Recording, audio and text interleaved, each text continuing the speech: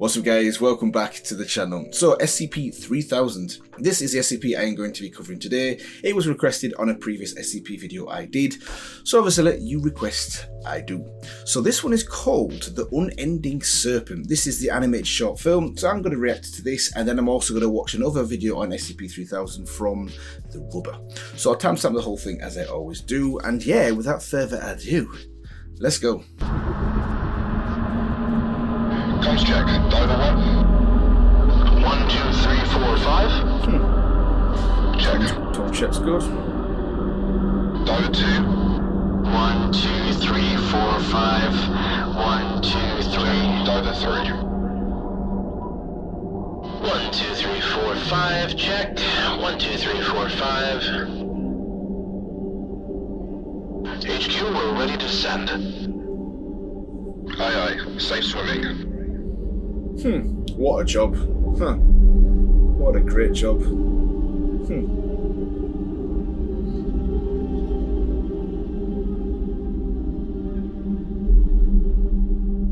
Diver 3, head to the far side of the rig. Diver 2, you're with me. Hi, Captain. You know, honestly, there'd better be a good reason they had to send us out so late. I wonder whose fucking bright idea it was to buy a 10-year-old ROV that breaks on its 5th dive. Lovely to hear your enthusiasm bursting forth, Diver 3.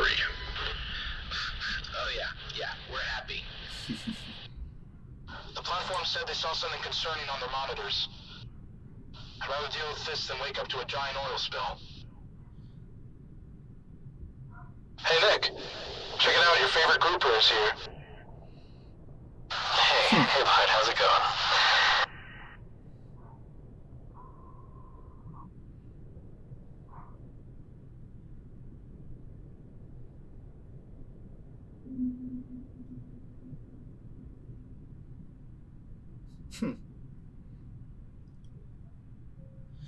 Let's follow the fish. Where are we going?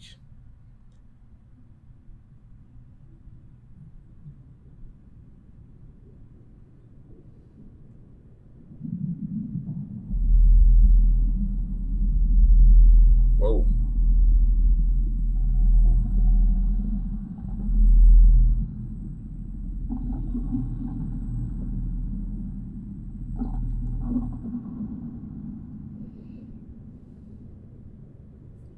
So far, A little sneak preview. Okay. HQ, we're gonna head down more. Okay. Aye, go ahead. Copy that. Diver 1, 2, and 3, why have you been unresponsive? What do you mean? We just responded to you. You've been despondent for 30 minutes, Diver 1. That can't be right. What's our current depth? Hello? No, this can't be right. It's saying we're 1,200 feet deep. I tested the gauge before the dive. What? 1,200 diving feet. for like 5 minutes. Maybe a current dragged us down. I would have noticed a current dragging us down, Sam. Whatever. Just keep an eye on the altimeter and give us a heads up if anything weird happens. Spooky. Okay.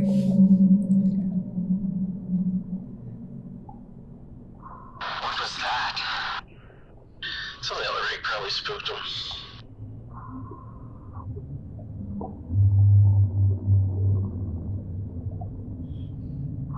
Something is going on down there. Yeah, this one seemed a bit off. Look, Nick, I'm confident it's the rig. Then this isn't the place to get stirred into a panic, so let's just talk about this later, okay? Sam's got a point. Let's just keep our eyes on the prize and make sure everyone gets back safe. Wow. Take a look at this. Oh my god. Whatever made this dent must have been massive. Must have been a What the big fuck is boy. going on? I'm gonna report this to HQ. HQ, this is Diver 1. We found the source of the damage. It looks like a large whale or underwater vessel may have collided with the structure.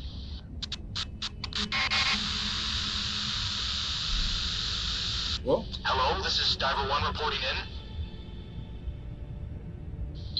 this is Diver 1. Please respond. See, Shit. at that point, We're fucked. I'm gone. Alright, let's head back. Exactly. Report from the bell. Yep, just go. Just go. Guys, do you see this? I think this might be what messed with the rig. Sam, we need to get back to the bell. Whoa, is that his eye? Mad. Sam, get back here. Music intensifies. Uh-oh. Sam, get away now.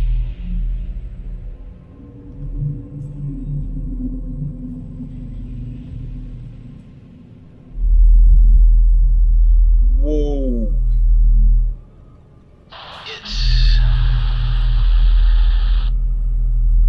We're not supposed to be here. Ooh, that's one big fish.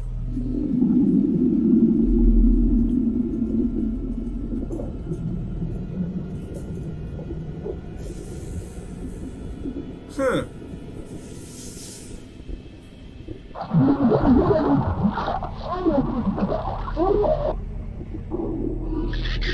I'm coming, okay? Uh-oh. Uh-oh. You still have air. I switched you over to distance flight. What's happening out there? What else?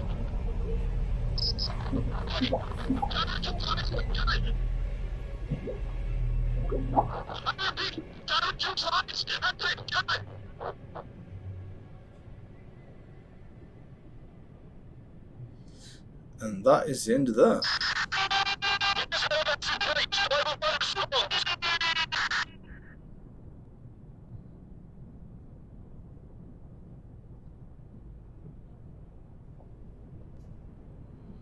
Nick? Nick, where are you?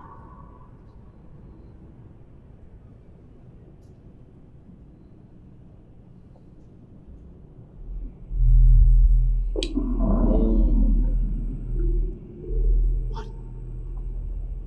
Who are you? The age of man has begun its eclipse. So, mate. So what, it's telepathic as well?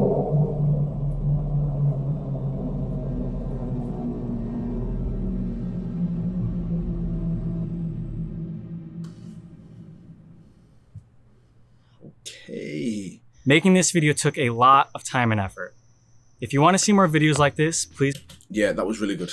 That was really good. So obviously got into this blind, don't know anything about SCP-3000. I might find out a little bit more about its background and its abilities from the Rubber, which is the next video I'm going to be watching in a minute. But clearly you can see from this one, it is, what do they call it? The Unending Serpent. Yeah, it's a giant. It is a giant eel, basically. And it looks like some of its abilities are to affect communications and also, in a way, reality as well, because they were so much further down than they realized. So maybe it can affect the instruments that they use as well.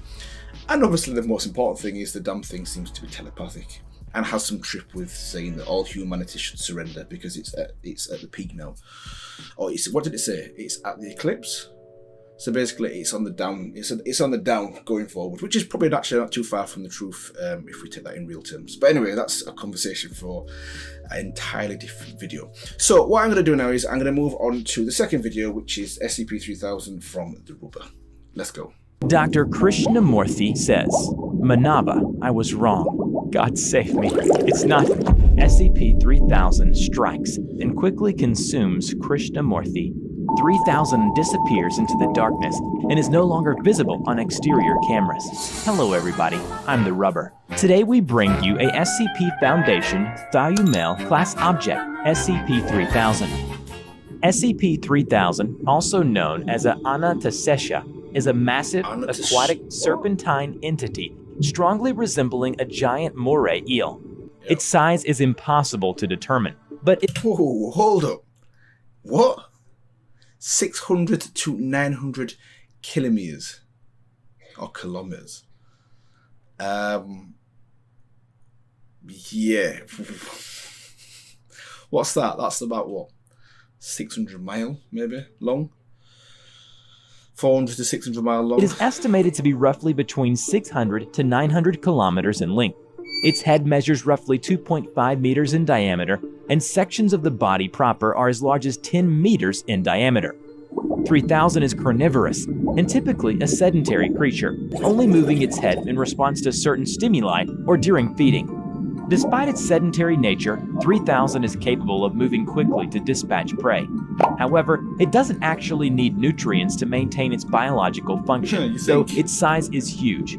It is unknown exactly what happened to the prey it consumes, but during feeding, 3000 excretes through its skin a thin layer of a viscous, dark gray substance classified as Y909. The Y909 compound is a critical component in several modern and experimental amnestic compounds. SCP-3000 is a Class 8 cognitohazardous entity. Direct observation of 3000 may cause several mental alterations. The observer will experience inexplicable head pain, paranoia, general fear and panic, and memory loss or alteration. According to a log from Site 151's historical records, written by Dr. Eugene Getz, during the initial discovery of SCP-3000, an unease was felt throughout the entire crew. A biologist of the Foundation named William felt the most ill. He began sweating profusely and acted more and more erratically, at one point expressing uncertainty as to the task he was assigned to handle. When the crew finally came into contact with 3000, William began whimpering and had to be sedated. He muttered the word "no" over and over again, as if in disbelief. He went silent after a while as the crew approached 3000's head. Something had gone from William's eyes. Moments after they observed the head of SCP-3000, several other crew members complained of feeling hazy and of being uncertain what they were supposed to be doing. Captain Ritter wrote it off as nitrogen intoxication and forced them to continue approaching 3000. When the crews were 50 meters away from 3000, it turned slowly to look at them. At that moment, William began screaming and flailing, shouting about how he could see it in his head. Other Foundation personnel tried to restrain him, but he got free and smashed his face against one of the portholes. He hit it so hard, he cracked the inner layer of glass. The damage was bad enough that the crew had to surface and try to give William medical attention. But he was too far gone at that point. Despite the trauma, he still spoke briefly as he lay dying. He said, "There's nothing, nothing, nothing." By the time they had reached the surface several hours later, William was dead. In the log, Dr. Eugene Getz wrote that even now, he can still see the eyes of SCP-3000. Despite this incident, a diving expedition was ordered to personally assess the creature and investigate the source of the thick, gray fluid that had been observed. I thought that might have been the video, but it seems like it's not. Floating around its head. Maybe the video predates these events then. The dive team was composed of 3 members of Mobile Task Forces, Kingfishers. All divers were equipped with high-pressure suits as well as front-facing headlamps. The water was dark and cold. They were in position about 500 meters from the head of SCP-3000. Moments after being in the water, the team leader told the command station that they seemed to have some confusion over their call sign, and they were not sure where they were going. They felt an awful headache, like something's needling in their brain. Regardless, command told the team to continue towards 3000, but all the divers were completely confused about where they were. As they continued approaching, one of the divers began to utter ominous phrases concerning a... I love how the people in control that are telling them what to do are the ones that are going to get affected by them decisions. So basically the commander's saying, keep going, yeah, keep going further, but you're not the one there looking at it, eye to eye. Oblivion in dark eyes. It's funny. Just at that moment, command detected 3000 moving rapidly towards the divers, and their radios went silent. After 33 seconds of silence, one of the divers finally answered to the radio. According to the log, the leader of the team said 3000 opened its mouth, and suddenly there was the sound of a struggle through the other 2 radios. Only one of them remains. The other 2 have been eaten by 3000. The one remained not being eaten claimed that it's extremely difficult to form thoughts while near 3000. He said that the fluid was seeping through the skin around its head, about a meter back. Just looking at the stuff is making him feel like the room is spinning. He feels nauseous, and his head isn't working right. He went to retrieve a sample and attached it to one of those little balloons and let it float up so command will be able to get it later. After that, he claimed that he knows he is dying and told the command station not to send anyone else out there. It is so dark. Command continued to attempt to communicate with 09 Bravo, but Bravo grew increasingly unintelligible before eventually going completely silent. Bravo's radio stayed active over the next 3 days, and intermittent breathing could be heard until the radio ceased functioning. In the beginning, we have mentioned that SCP-3000 is a Thaumiel-class entity.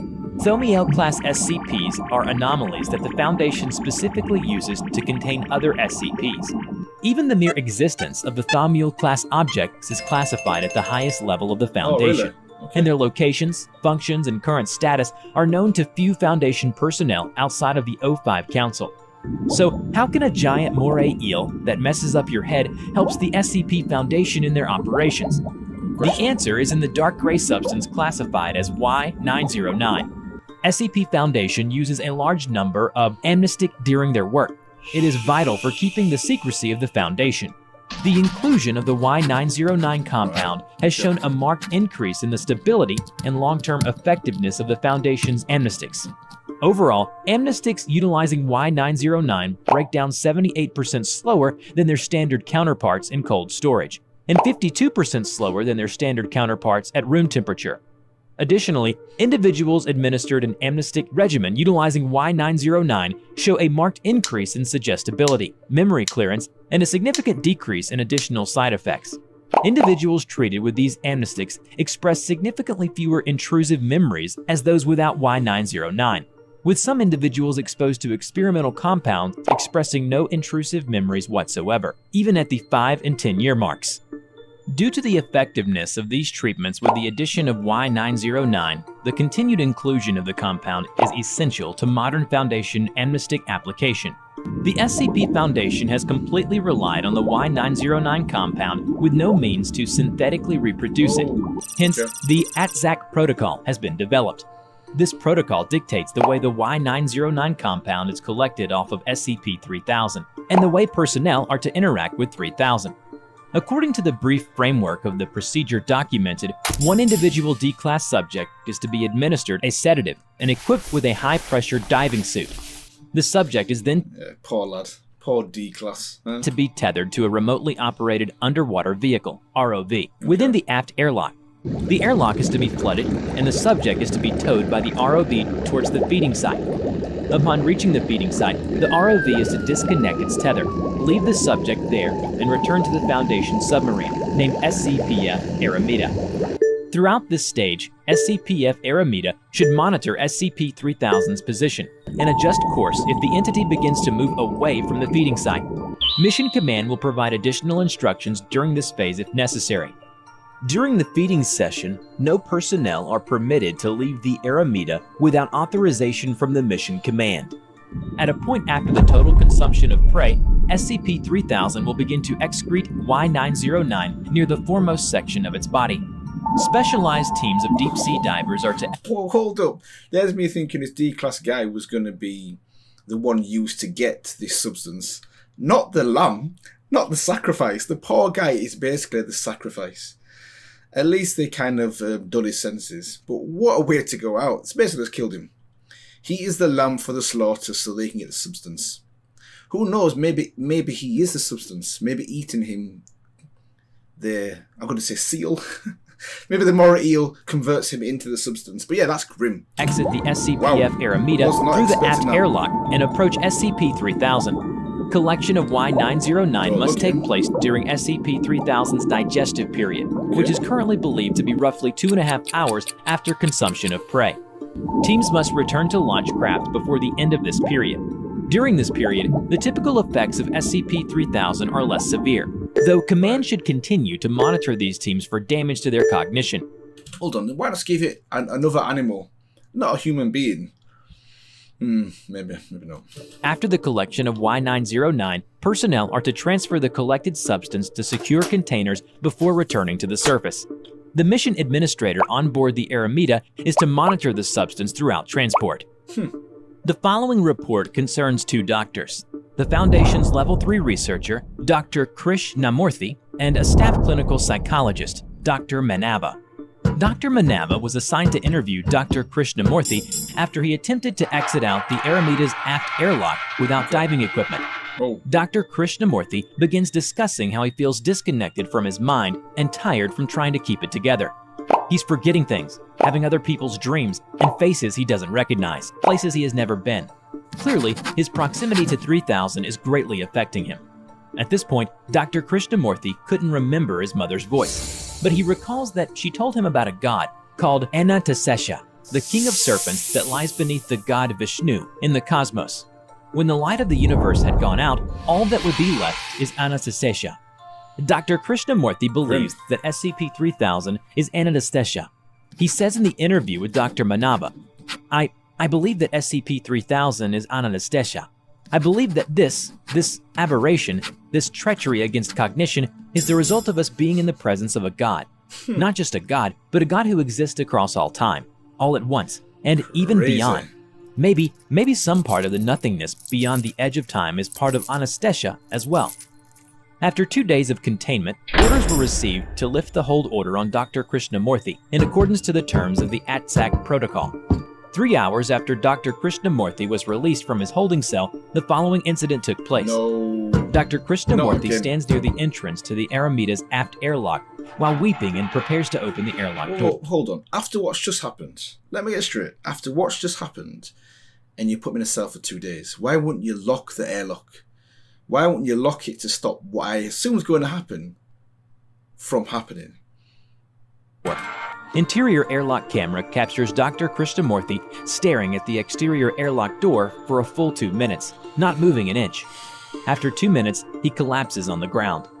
As 3000 slowly approaches the submarine, Dr. Krishnamurti puts on a high-pressure deep-sea diving suit, and then moves towards exterior door controls, and then exits the Aramita's aft airlock.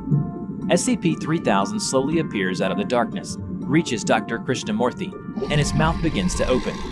Aramita sounds horns, but neither SCP-3000 nor subject appear to notice. 3000 moves to just above Dr. Krishnamurti. He appears to look up into the now fully expanded jaw of 3000. Dr. Krishnamurti says, "Manava, I was wrong.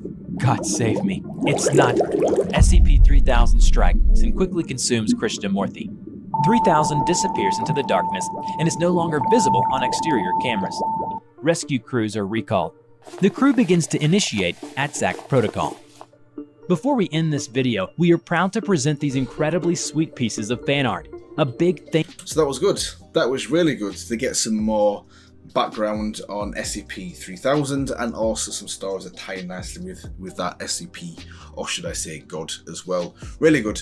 So yeah, I think I'll leave it here today, guys, on this one. Crazy to find out how long this SCP is, and clearly its ability for mind control as well, and also how the SCP always find ways to abuse the system and take advantage of anything that they can get their hands on to suppress the people. Clearly they use it as mind control for other people, which is why they kill poor D-class civilians.